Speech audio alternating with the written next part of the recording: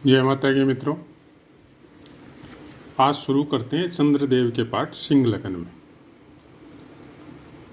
सिंह लगन में चंद्रमा द्वादश स्थान का स्वामित्व इनको प्राप्त होता है। आपका सिंह लगन है और चंद्रमा लगन में ही विराजमान है तो फिर आपकी राशि भी सिंह हो जाएगी।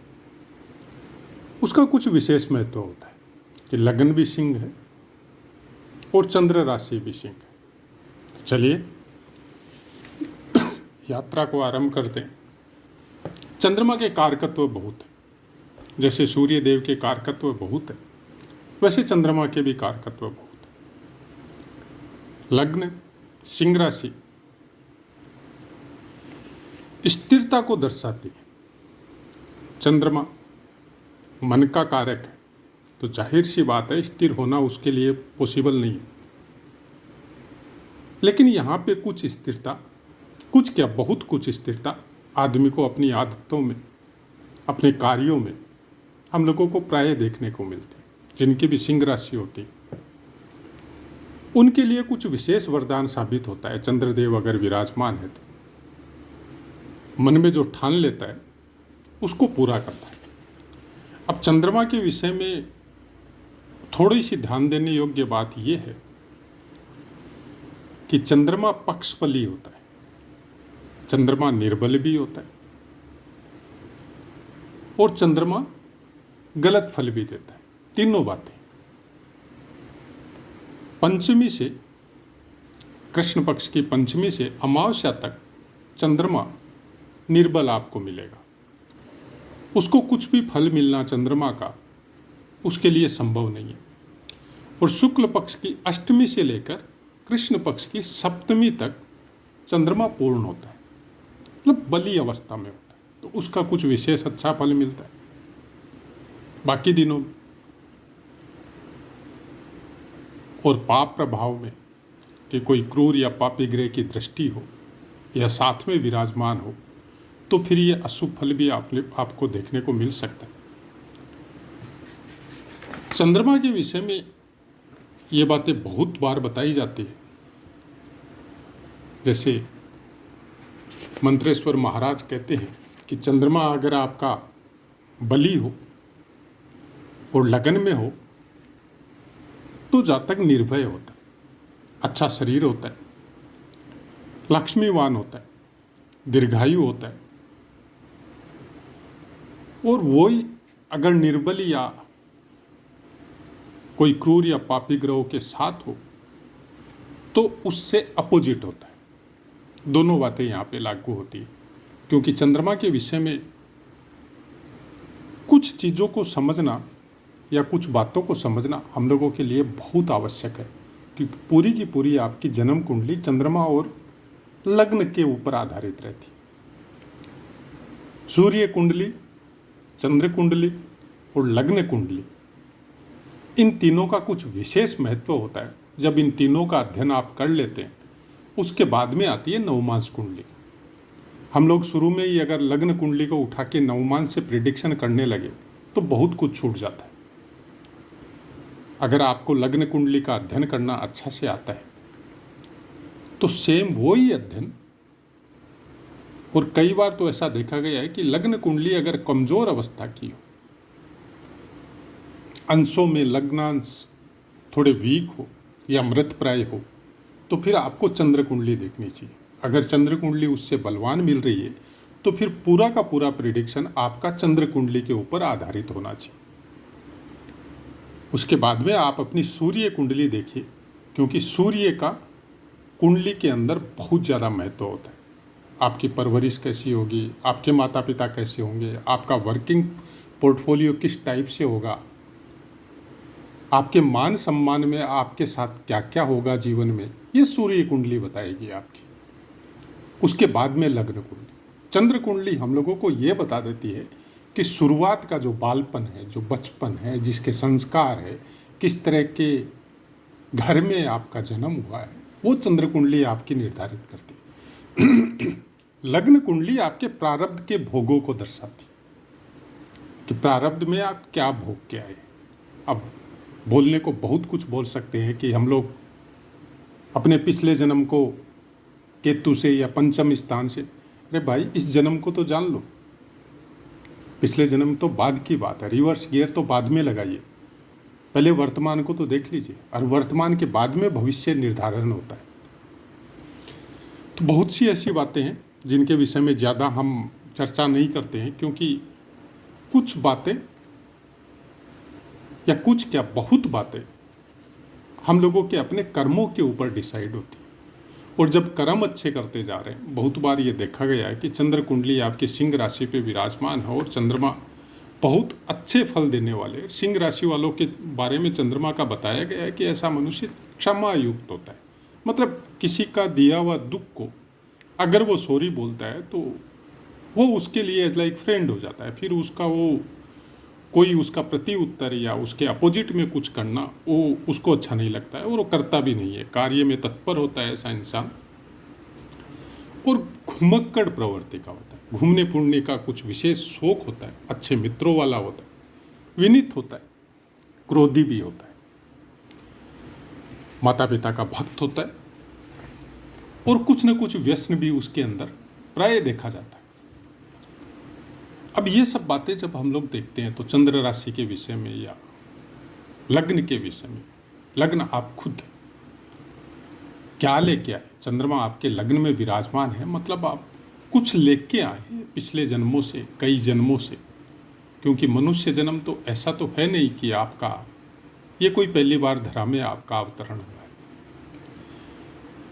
हमने बहुत से पाठों में ये बात बताई है आपको कि जब आप नक्षत्र का अध्ययन करते हैं, जब आप नवमांश का अध्ययन करते हैं, तो आपको बहुत कुछ अपनी लग्न कुंडली के विषय में जैसे ही आप देखते हैं, उसके अंश वगैरह देखते हैं, तो आपको पता चल जाता है कि आपका नवमांश कहाँ जाके विराजित होगा। सपोज आपकी सिंह राशि में उसका लग्न आपके 3.20 डिग्री तक है, मतलब 0 से लेकर 3.20 डिग्री तक है, तो आप फिर वो मेष में जाएगा।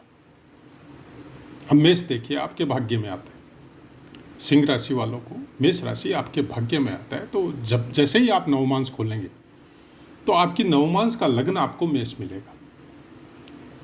नवमांश यहाँ लिखने का कारण भी यही है। कोई भी नवमांश ये आपके 3 तरीके से चलते हैं, देव, मनुष्य और राक्षस नवमांश। तो राक्षस नाम सुनते ही आदमी भयक्रांत होता है कि राक्षस मतलब क्या। राक्षस का मतलब केवल इतना सा है कि हार्ड वर्कर होता है आदमी, उसको जो कार्य दिया जाता है वो उस कार्य की ही चिंता करता है, बाकी सब चिंताओं से वो मुक्त हो जाता है। चाहे कितनी भी बड़ी टेंशन हो, जरूरत है उस आदमी के अंदर जिसने वो कार्य दिया है उसके प्रति कुछ अच्छे भाव हो। जबरदस्ती इनसे कार्य नहीं करवाया जा सकता।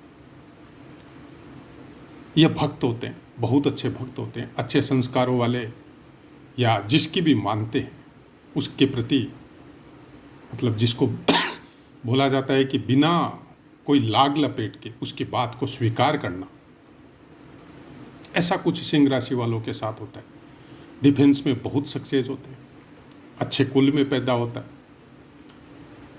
बहुत दूर तक की लंबी यात्राएं करते हैं। लंबी यात्रा मतलब जीवन की लंबी यात्रा, जीवन लंबा होता है ऐसे इंसानों का।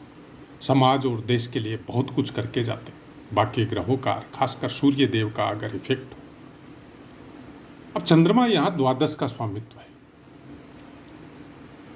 सिंह लग्न वालों के लिए चंद्रमा द्वादश स्थान का अधिपति होता है, तो क्या चंद्रमा को वो दोष नहीं लगेगा, वो दोष भी लगेगा और उसके फल भी भोगने पड़ेंगे। ऐसी बात नहीं है उसके फल नहीं मिलेंगे।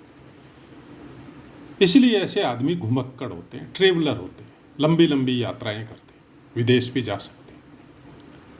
सूर्य का सानिध्य या सूर्य का प्लेसमेंट आपकी कुंडली में बहुत अच्छा हो, बाकी ग्रहों का सपोर्ट भी हो, तो ऐसे आदमी अपने कार्य की वजह से विदेशों में भी भ्रमण करते हैं, बहुत लंबी यात्राएं करते हैं। कामी होगा ऐसा इंसान, ये मत सोचिए कि वो मतलब काम के प्रति कोई विशेष भाव इनके अंदर नहीं होंगे, बहुत अच्छे से होंगे। चरित्रवान होगा या नहीं होगा ये बाकी ग्रहों की प्लेसमेंट बताएगी। चंद्रमा आपको चरित्रवान नहीं बनाता, ये आप लिख लीजिए। अकेले चंद्रमा की वजह से चरित्रवान होना, हाँ सत्व गुण संपन्न होता है चंद्रमा, लेकिन सिंह लगन में द्वादश का अधिपत्य होता है इनके पास। अब सूर्य की प्लेसमेंट अच्छी है और मान लीजिए लग्न में ही है, तो फिर चरित्र के विषय में आप अच्छी बातें बोल सकते हैं। चंद्रमा बलवान है, पूर्णिमा के आसपास है, जैसा हमने पहले बताया आपको, तब भी बोल सकते हैं। गुरु की दृष्टि पड़ रही है तो भी बोल सकते हैं। मंगल का प्लेसमेंट बहुत अच्छा है, तो ऐसे आदमी ईमानदार, चरित्रवान, अपने कार्य के प्रति अपनी अंतिम सीमा तक प्रयास करने वाले, अपने देश के प्रति, अपने समाज के प्रति, अपनों के प्रति वफादार, ऐसी बहुत सी बातें हम लोग चंद्रमा के विषय में जान सकते हैं। अगर चंद्रमा वीक हो, कमजोर हो, संपूर्ण फल नहीं मिल रहे, तो क्या करें? ऐसी बहुत सी बातें जब हम लोगों को सुनने को मिलती हैं तो तरह तरह की रेमेडी हम लोग प्रायकर चैनलों में देखते हैं। जो रेमेडी बता रहे हैं, जो उनके बारे में कुछ विशेष हम लोगों को पता नहीं होता है, हम मतलब एक दौड़ लगाते हैं। किसी ने कुछ बता दिया, कोई कथा में मिल गया, कोई एस्ट्रोलॉजी में किसी चैनल में मिल गया, ये कीजिए, चांदी का कड़ा पहनिए, वो करिए, चांदी दान कीजिए, पानी का जल लगवाइए। बहुत सी बातें अच्छी भी होती है, लेकिन सबके लिए हो ये ज़रूरी नहीं है। आपकी पूरी कुंडली का आपको अध्ययन करना पड़ेगा। हो सकता है चंद्रमा कमज़ोर होया हुआ आपको कुछ अच्छा फल दे रहा हो, ये भी हो सकता है, क्योंकि द्वादश स्थान का स्वामित्व है इनके पास। सूर्य बहुत ज़्यादा बलवान हो और चंद्रमा कमज़ोर है तो कुछ नहीं करना। आप अपने मन को सूर्य की वजह से ऐसे ही कंट्रोल कर लेंगे। समय लगेगा, समय तो रेमेडी करने के बाद में भी लगेगा। अभी ये तो हो नहीं सकता कि हम लोग ये भाव लेके चल रहे हैं कि अगर ऐसी रेमेडी कर ले तो हमारा चंद्रमा जो है वो अच्छा हो जाएगा। भाव प्रधान है। जब हम लोग ग्रहों से कोई स्वार्थ की भावना लेकर उसके गलत तरीके से समझ लो आप, चाहे हम लोगों को ज्ञान नहीं हो और जो बता दिया वो कर रहे हो वैसे समझ लो। ग्रह तत्व सब कुछ आपके अंदर विराजमान है, उनको तो हम लोग पहचानते नहीं है। चंद्रमा खराब होने से आपके जल तत्व में, आपके शरीर के जल तत्व में परेशानी होती। कैसे पता चले? एनी टाइम आपको सर्दी जुकाम खांसी लगी रहेगी। कुछ न कुछ जल से संबंधित आपके शरीर में पीड़ा प्रायकर बनी रहेगी। छोटे रोग देता है चंद्रमा, बड़े रोग नहीं देता, लंबे रोग नहीं देता। लंबे रोगों को कारक शनिदेव है, गुरु है, कुछ हद तक शुक्र भी है। शुक्र के रोग को ठीक करना बहुत मुश्किल है। शनिदेव के रोगों को या गुरु के रोगों को फिर भी ठीक हो सकते हैं, लेकिन शुक्र जब अपने गलत तरीके से आपको जब फल देने आता है तो उसके रोग को ठीक करना आसान नहीं है। फिर वो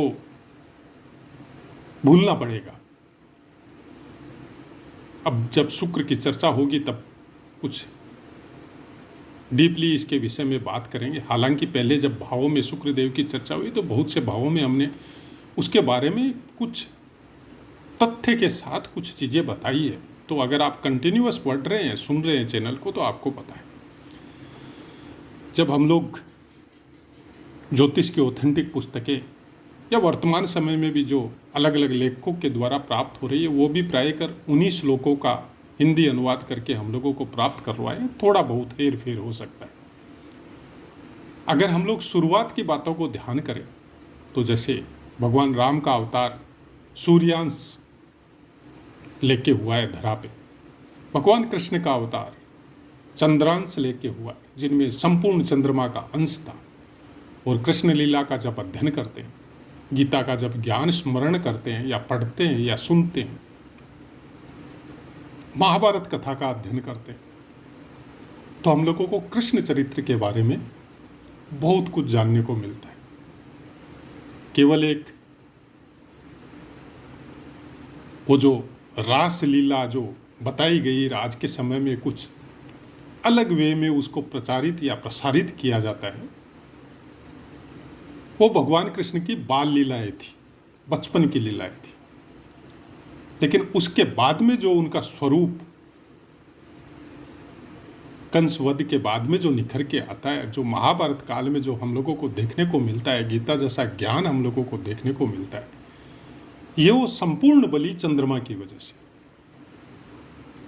क्योंकि चंद्रमा जिस इंसान का संपूर्ण बलि होता है, सिद्धियां चल के आती है, जो अच्छी शक्तियां हैं, सत्वगुण संपन्न शक्तियां जो धरा पे विचरण करती हैं, वो आपके पास खुद चल के आपके सामने आती है या आपके शरीर में प्रवेश करती है। हो सकता है क्योंकि भगवान का अवतार पूर्ण चंद्रमा का अंश के साथ होता है और मनुष्य का अवतार 99% या 95% जीवांश के साथ होता है। अब चंद्रमा आपका बलि है और षटबल में भी बलि है, तो कुछ ज्यादा मात्रा में चंद्रमा का अंश आपके अंदर आता है।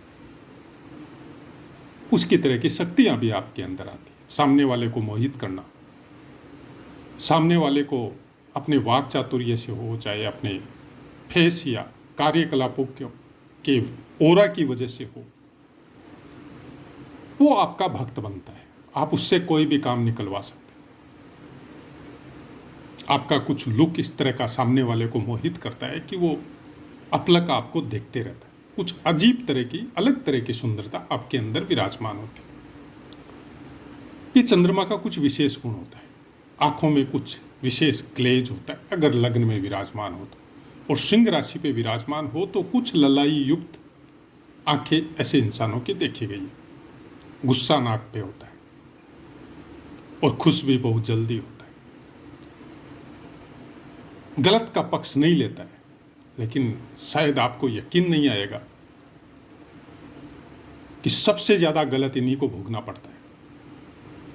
जो भी सिंह राशि का चंद्रमा लेके बैठे हैं, वो अपने जीवन की घटनाओं को अगर याद करें तो जब भी वो परिवार में हो, समाज में हो, बहुत सी ऐसी बातें उनके सामने आती हैं जिनको वो स्वीकार नहीं करते, मन में घुटते हैं, लेकिन मजबूरीवश पारिवारिक दायित्वों की वजह से समाज में अपने जिम्मेदारी की वजह से, किसी को दुख नहीं देने की प्रवृत्ति की वजह से वो चुप रहते, जबकि वो चुप रहना नहीं चाहते। वो मन से उसको स्वीकार नहीं करते और वो चलते भी नहीं है उस पर। तो धीरे धीरे ऐसा कुछ भी देखा जाता है कि वो अध्यात्म की तरफ अग्रसर हो जाते हैं। पहाड़ों में, नदियों में, अलग अलग देव स्थानों में, या तो वो अपने शरीर के साथ यात्रा करते हैं या वो मन के द्वारा करते हैं, क्योंकि मन कुछ ऐसा जागृत होता है कि वो ध्यान में, साधना में, एकांत में, अपने मौन व्रत में कुछ इस तरह के दृष्टांत या इस तरह के दृश्य वो उनके मन में या मस्तिष्क में दृष्टिगोचर होते हैं, जिन स्थानों को उन्होंने अपने शरीर के द्वारा यात्राएं नहीं की, वो स्थान उनको दृश्यमान होते हैं। कुछ अलग अनुभूतियां, कुछ अलग तत्व जिनको वो आकर्षित करते हैं और वो उनके पास आते भी हैं। लेकिन मन में बहुत दुख होता है और वो दुख धीरे धीरे उनको ईश्वर की तरफ, अपने इष्ट की तरफ, अपने तत्व की तरफ वो लेके जाते हैं।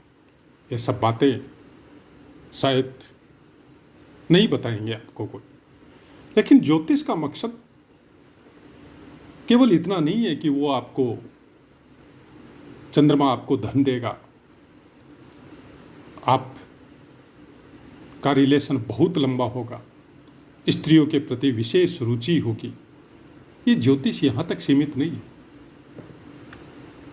ज्योतिष वो नेत्र है जिसको समझने के बाद आदमी इस भौतिक जगत की प्रिडिक्शन से दूर होने लगता है। और इस चैनल का मकसद यही है, या ये सोच सकते हैं कि हमारा मकसद भी यही है। हमने ज्योतिष को इसी रूप में देखा है। हाँ, हमेशा ही देखा है? नहीं हो सकता।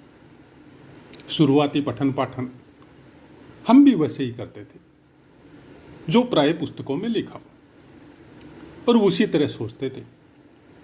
धीरे धीरे रिफाइन होते होते आज थोड़ा अलग दृष्टि हो गई, थोड़ा अलग समझने लग गई कि जब लिखा है कि राम अवतार भगवान सूर्य के पूर्ण अंश लेके हुए हैं, तो भगवान राम का तो जीवन जब उठा के देखते हैं तो कहीं सुख का वातावरण तो उनके जीवन में दिखाई नहीं देता। 14 वर्ष का वनवास, उसके बाद में वापस राज का संभाला तो पत्नी का त्याग, तो सुख के क्षण तो उनके जीवन में कभी आए नहीं। अपने कर्तव्य के लिए वो हमेशा सत्य पे चले और उसी के ऊपर धीरे धीरे उनका अयोध्या में जो नदी है, नाम दिमाग से निकल जाता है, उन्होंने उनमें जल समाधि ली लक्ष्मण के साथ। तो जब आप बोलते हो कि हमारा सूर्य बलवान है और आपको राजा बनाएगा, तो आप ये भी मान के चलिए कि जो भगवान राम को दुख मिले हैं उसके प्रति भी आपको सजग रहना पड़ेगा। अपने कर्तव्य के प्रति भी पूर्ण ईमानदारी के साथ, निष्ठा के साथ उसका निर्वाह करना पड़ेगा। अब जब वो दुख नजदीक आते हैं, उस तरह की ड्यूटी जब पास में आती है, उस तरह के मोरल जब आपको अपनाने पड़ते हैं, तब आप अपने आप को दुखी महसूस करते हैं। क्यों? जीवांश की मात्रा ज्यादा है। सूर्य के पूर्ण अंश आपको गॉड की तरह, भगवान राम की तरह आपको प्राप्त नहीं हुए हैं। इसलिए मृत्युलोक को दुख भोगने या प्रारब्ध का भोग भोगने के लिए मनुष्य जीवन प्राप्त होता है। इसी तरह बोला जाता है सब पुराणों में, शास्त्रों में। तो चंद्रमा का भी वही गुण है। चंद्रमा अगर आपके बली है तो आप निर्विकार होकर भगवान कृष्ण की तरह हर कर्म को हंसते हुए करते जाइए, दुखों को हंसते हुए भोगते जाइए और अपने कार्य पे निरंतर यात्रा में लगे रहिए। भगवान कृष्ण का क्या था? निरंतर यात्राएं तो थी,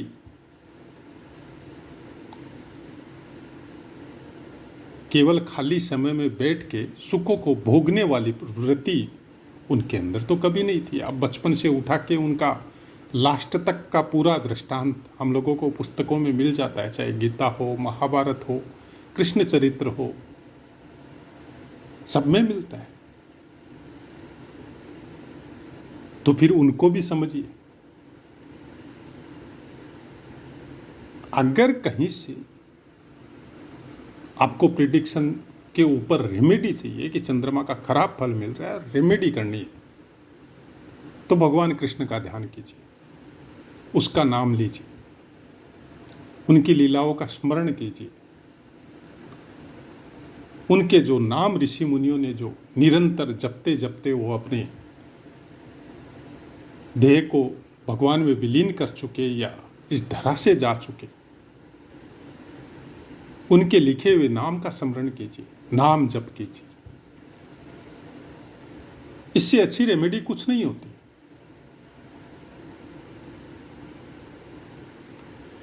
तो आशा है मित्रों, पाठ समझ में आया होगा। सोशल मीडिया में वीडियो की अपनी एक सीमा होती है और बोलने की भी सीमा है, क्योंकि हम कोई लिखे हुए पाठ आपको नहीं प्रोवाइड करवाते। जो दिमाग में सेट है और उस समय के जिस दिन पाठ बना रहे, उस समय के हमारे अपने ग्रह जो दिमाग में या शरीर के ऊपर हमारे ऊपर जो प्रभाव डाल रहे हैं, उसका भी बहुत बड़ा योगदान होता है। क्योंकि आप जो कर्म करते हैं, उस दिन के ग्रह आपके, या उस समय जब आप पाठ बना रहे हैं या कोई भी कर्म कर रहे हैं, उस समय का योग आपके ऊपर पूर्ण प्रभावी होता है। लेकिन इन सब का निस्तारण उस समय होता है कि जब आपके अंदर ये भावना हो कि किसी का भला हो, किसी के भले के लिए अगर हम लोग कुछ कर्तव्य या कुछ काम करने जा रहे हैं जिसमें अपना कोई हित नहीं देख रहे हैं, तो फिर हर समय अच्छा होता है। केवल वो भाव आपके अंदर होना चाहिए। और चंद्रमा का कुछ विशेष ऐसा ही कुछ है। चांदी धारण कीजिए, जरूर धारण कीजिए, मना नहीं करते उसके लिए, क्योंकि चांदी से आपके जल तत्व में कुछ हलचलें जो है वो कम होती है, वो नॉर्मल होती है। ये आयुर्वेद का पार्ट है। किसी तत्व को अगर मैनेज करना है तो चांदी से कनेक्टेड भस्म वगैरह, ये सब भी आयुर्वेद के पार्ट है। आपको धारण करवाने वाला या आपको कोई स्टोन पहनाना, ये सब आयुर्वेद के पार्ट है, ये ज्योतिष के पार्ट नहीं है। ज्योतिष के पार्ट अब बना दिए गए और इन सालों में कुछ विशेष मात्रा में बना दिए गए। ग्रह के स्टोन वगैरह पे शुरू में जब हमने ये चैनल चालू किया था तो आप सर्च कर लीजिए, वहाँ पे आपको मिल जाएगा कि डीपली हमने बताया है कि ग्रह के से कनेक्टेड कोई भी रत्न जब आप धारण करते हैं तो उसका औचित्य क्या है, उसका महत्व क्या है, वो आपके उस ग्रह को किस तरह से ठीक करता है, या ठीक किए हुए को या ठीक होए हुए को किस तरह से बिगाड़ देता है। तो ऐसा ही कुछ है। ज्योतिष में बहुत कुछ है। जब आप बार बार निरंतर इसके विषय में ध्यान, ग्रहों के विषय में जब बातें सुनने, श्रवण या पठन करते हैं तो धीरे धीरे वो चीज़ें आपकी रिफाइन होनी चालू होती है और आपको समझ में आता है कि ग्रह और ज्योतिष या नक्षत्रों का आपके जीवन पे प्रभाव क्या है और उससे हम लोग उसका सही तरीके से उसका उपभोग या यूज किस तरह से कर सकते हैं। तो अपनी वाणी को विराम देते हैं, आपसे आज्ञा लेते हैं। जय माता।